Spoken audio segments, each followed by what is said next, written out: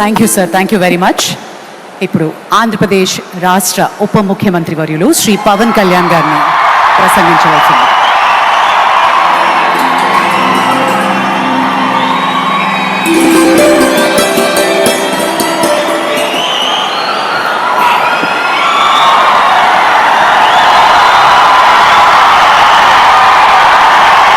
మహోన్నత భారతదేశానికి యువ పురుషుడిగా వికసిత్ భారత్ మహాసంకల్పానికి దూరదృష్టి గల రూపకర్తగా ధర్మాన్ని, భారతీయ శాశ్వత నాగరికత విలువలను పరిరక్షించడంలో ఆచంచల నిబద్ధతను కనపరుస్తూ తన దూరదృష్టి గల నాయకత్వంలో 140 కోట్ల భారతీయుల ఆశయాలకు నూతన స్ఫూర్తినిచ్చి దేశాన్ని అపూర్వ ప్రగతి పథంలో వేగంగా ముందుకు నడిపిస్తూ ఆత్మనిర్భరత స్ఫూర్తిని, జాతి గొప్పతనాన్ని మరింత బలోపేతం చేసి ప్రపంచ వేదికపై భారతదేశాన్ని ఆత్మవిశ్వాసంతో కూడిన గౌరవప్రదమైన స్థానంలో నిలబెట్టిన మన గౌరవ ప్రధానమంత్రి శ్రీ నరేంద్ర మోదీ గారికి మన రాష్ట్ర ప్రజలందరి తరపున హృదయపూర్వక అభినందనలు తెలియజేస్తున్నాం. వేదిక పైన ఆసీనులైన honourable governor of Andhra Pradesh Shri Abdul Nazeer గారికి, విజనరీ లీడర్ శ్రీ గౌరవ ముఖ్యమంత్రి శ్రీ నారా చంద్రబాబు నాయుడు గారికి, honourable union minister civil aviation Kinjarapu Rammohan Naidu గారికి, honourable governor of Goa Shri Pusapati Ashok Gajapathi Raju గారికి, గౌరవ కేంద్ర మంత్రి వర్యులందరికీ, సోదర సమానులు శ్రీ నారా లోకేష్ గారికి, ఈ కార్యక్రమానికి విచ్చేసిన గౌరవ మంత్రివర్యులు, పార్లమెంట్ సభ్యులు, శాసనమండలి సభ్యులు, శాసనసభ్యులు, విశిష్ట అతిథులు, ప్రజాప్రతినిధులు, ప్రభుత్వ అధికారులు, మీడియా మిత్రులకి అందరికీ, భారీ సంఖ్యలో విచ్చేసిన ప్రజలందరికీ, అలాగే ఈ వేడుకను వివిధ మాధ్యమాల ద్వారా వీక్షిస్తున్న ఆంధ్రప్రదేశ్ ప్రజలందరికీ, దేశ విదేశాల్లో ఉన్న భారతీయులందరికీ నా హృదయపూర్వక నమస్కారాలు తెలియజేస్తున్నాను.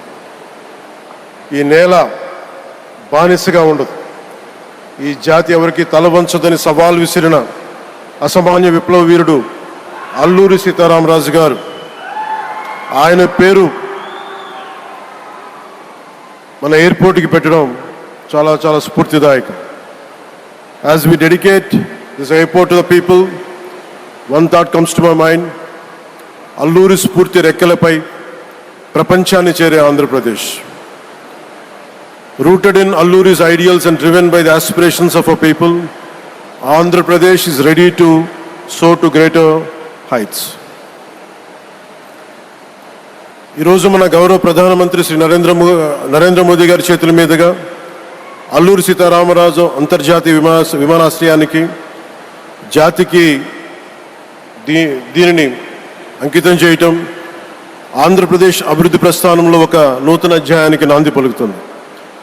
మోదీ గారి నాయకత్వంలో ఈరోజు 17,435 కోట్ల విలువైన అభివృద్ధి కార్యక్రమాలు ప్రజలకి అంకితం కావడం, అలాగే national highway projects, energy infrastructure ప్రాజెక్టులో ప్రారంభోత్సవాలు, శంకుస్థాపనలు జరగడం మన రాష్ట్ర అభివృద్ధిలో చాలా కీలకమైన ఘట్టం. ఈ ప్రాజెక్ట్స్ కనెక్టివిటీని బలోపేతం చేయడం కాదు, ఎనర్జీ సెక్యూరిటీని పెంచి ఇండస్ట్రియల్ గ్రోత్స్కి మరింత వేగాన్ని అందించి యువతకి ఉపాధి అవకాశాలు మెరుగుపరిచి ఆంధ్రప్రదేశ్ని మరింత వేగంగా అభివృద్ధి పదంలో ముందుకు నడిపిస్తాయి.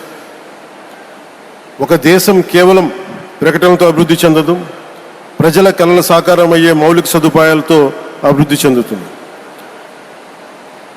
So Honorable Modi ji, your vision of Vikasit Bharat and Atmanirbhar Bharat is transforming the nation across every sector, from highways to railways, from ports to airports, from digital infrastructure to defense, manufacturing and renewable energy. చరిత్ర కేవలం మన నిర్మించిన కట్టడాలను మాత్రమే గుర్తుంచుకోదు, వాటి ద్వారా నిర్మితమైన భవిష్యత్తుని గుర్తుంచుకుంటుంది. ఈ విషయం మీ నాయకత్వంలో ఆంధ్రప్రదేశ్కి లభిస్తున్న అభివృద్ధిలో చాలా చాలా స్పష్టంగా కనిపిస్తాం. ఇదివరకే విశాఖపట్నంలో 2 లక్షల కోట్ల పైగా పెట్టుబడులు, అందులో ఎన్టీపీసీ గ్రీన్ హైడ్రోజన్ హబ్, జాతీయ రహదారులు, రైల్వే ప్రాజెక్టులు, అలాగే అమరావతి కోసం 50,000 కోట్ల పెట్టుబడులు, రాయలసీమ అభివృద్ధికి 13,400 కోట్ల ప్రాజెక్టులు మన రాష్ట్ర అభివృద్ధికి బలమైన పునాది వేస్తున్నాయి. South Coast railway zone at Visakhapatnam ఏర్పాటు ద్వారా ఆంధ్రప్రదేశ్ ప్రజల చిరకాల ఆకాంక్షను సాకారం చేసింది. ఈ కార్యక్రమాలు మరిన్ని పెట్టుబడులు ఆకర్షించడంతో పాటు ప్రత్యక్షంగా పరోక్షంగా 20 లక్షల పైగా ఉపాధి అవకాశాలను సృష్టించి స్టేట్ ఇన్ఫ్రాస్ట్రక్చర్ని మరింత బలోపేతం చేస్తూ ఆర్థికాభివృద్ధికి మరింత బలాన్ని అందిస్తున్నాయి. అలాగే గౌరవ చంద్రబాబు నాయుడు గారి నాయకత్వంలో, ఆయన మార్గదర్శకత్వంలో, వారి నాయకత్వంలో ఆంధ్రప్రదేశ్ దేశంలోనే అగ్రగామి రాష్ట్రంగా అవతరిస్తూ ఉంది. ప్రత్యేకించి ఈ విమానాశ్రయానికి అల్లూరి సీతారామరాజు గారి పేరు పెట్టడం ఆ మహావీరుడికి నివాళి మాత్రమే కాదు, ఆయన ఆశయాలను, ఆయన స్ఫూర్తిని భావితరాలకు అందించే చాలా చాలా గొప్ప నిర్ణయం.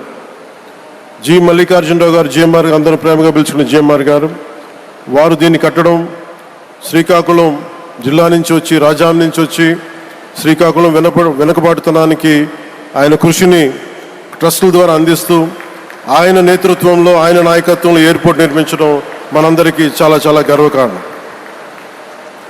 ఈ సందర్భంగా మనందరం ఒక నిర్ణయం తీసుకోవాలి. పండ్లున్న చెట్టుకే రాళ్ళు వేస్తారంటారు.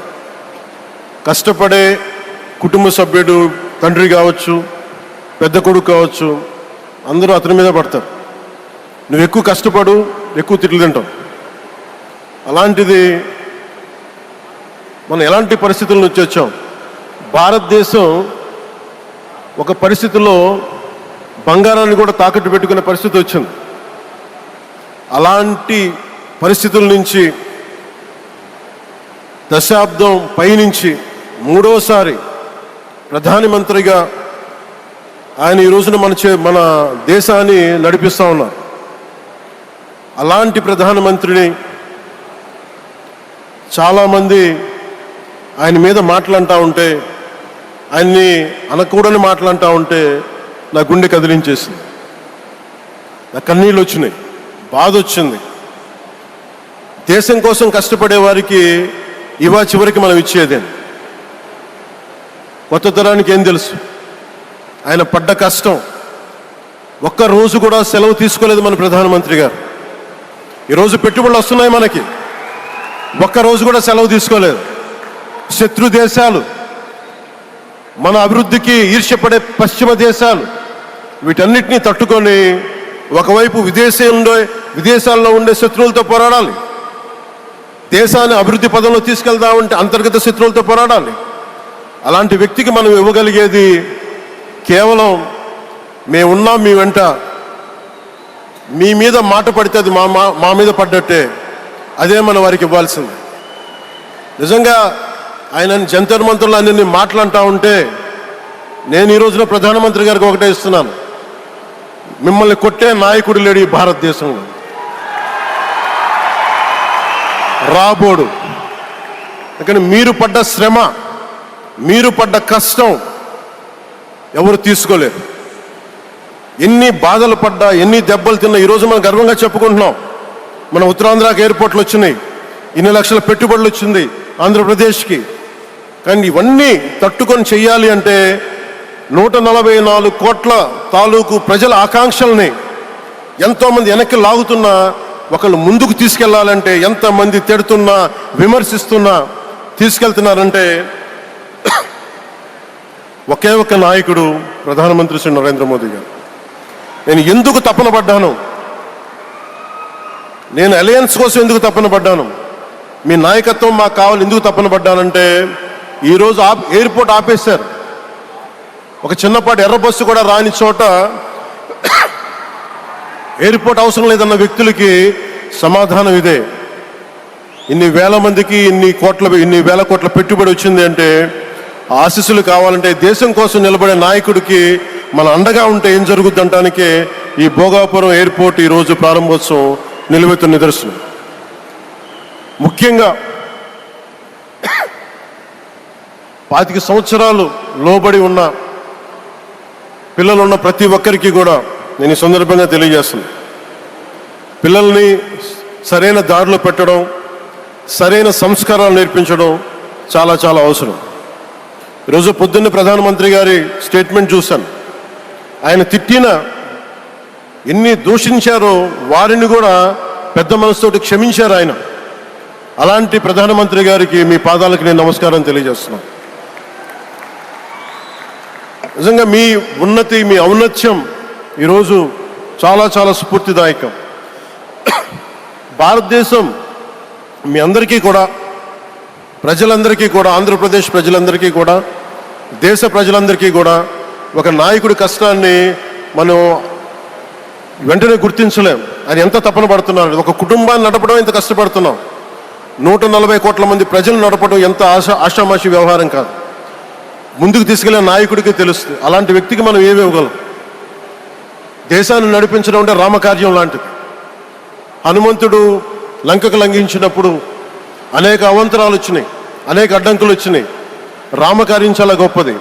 అలాగే ఈరోజు ప్రధానమంత్రి గారు దేశాన్ని ముందుకు నడిపించేది బృహత్ కార్యం, చాలా మహాకార్యం అది. అలాంటి వ్యక్తికి మనం ఇవ్వగలిగేది, హనుమంతుడికి మనం ఏమి ఇవ్వగలం? నువ్వెంత గొప్పగా లంఘించావు, ఎంత కష్టపడ్డావు. ఏ దేవతకైనా ఇవ్వాల్సిన స్తుతే. వాళ్ళు మన నుంచి ఏమి కోరుకోరు. ఒక తల్లిదండ్రులకి మనం ఏం కోరుకోరు. అమ్మ నువ్వు మా కోసం కష్టపడ్డావు, నాన్న నువ్వు మా కోసం కష్టపడ్డావు అని. అలాగే ఈ దేశ ప్రధానికి, సెలవు తీసుకోకుండా పనిచేస్తున్న ఈ దేశ ప్రధానికి మనం ఇవ్వగలిగేది, మీరు మా కోసం ఎంత కష్టపడ్డారు, మీరు మా కోసం నిరంతరం ఎంత శ్రమ తీసుకున్నారని చెప్పడమే మనందరి కర్తవ్యం. అలాంటి గౌరవ ప్రధానమంత్రి గారికి మనస్ఫూర్తిగా మీరు అనుకున్నంత కాలం అధికారం మీరు వద్దంటే వదలాలి, కానీ అధికారం మీ చేతుల్లోనే ఉంటుంది. దానికి మేమందరం నిరంతర కృషి చేస్తామని తెలియజేసుకుంటూ, భారతమాత ముద్దుబిడ్డ మన ప్రధానమంత్రి నరేంద్ర మోదీ గారికి ధన్యవాదాలు తెలుపుకుంటూ, ఒక్కసారి ఆయనకి ఇవ్వగలిగేది భారత్ మాతకి జయజయలు చెప్పుకుంటూ సెలవు తీసుకున్నాను. భారత్ మాతాకి. గౌరవ ప్రధానమంత్రి గారికి మరోమారు ధన్యవాదాలు తెలుపుకుంటూ, మీ ఆశీస్సులు మా అందరికీ కావాలి, రాష్ట్రానికి కావాలని తెలియజేసుకుని సెలవు తీసుకున్నాను. జై భారత్ అండ్ జై హింద్.